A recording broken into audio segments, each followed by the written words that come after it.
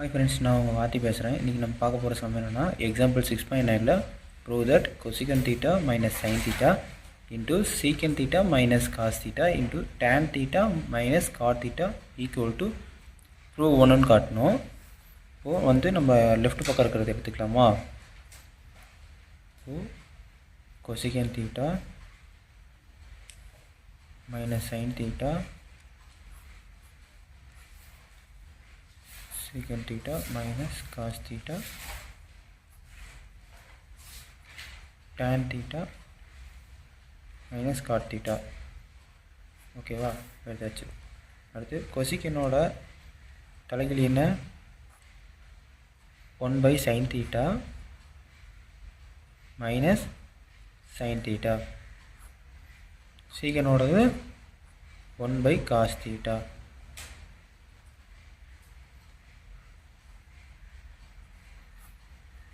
tan theta வருது sin theta by cos theta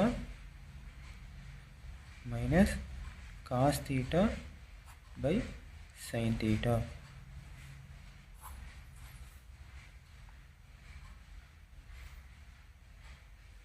அடுத்து என்ன பண்ணால் குறுக்கு பெருக்கல் பண்ணணும். குறுக்கு பெருக்கல் பண்ணோன்னா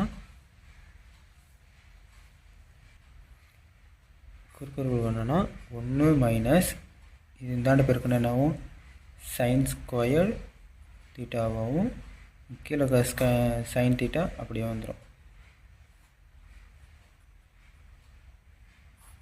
அடுத்து அதே மாதிரி காஸ் தீட்டாவை பண்ணால் 1 minus cos square theta by cos theta. இது ரெண்டையும் குறுக்கு பெருக்கல் பண்ணணும் என்ன ஆகும்? Sine square theta plus cos square theta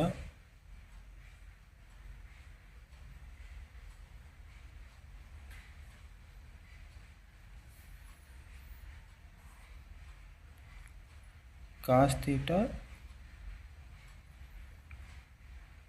plus sin theta bracket. Sorry, இங்கே வந்து குறுக்கு பெருக்கல் பண்ணோன்னா sin square theta plus cos square theta, கீழே வந்து cos theta into sine theta அது வரும், ப்ளஸ் வராது. சரி,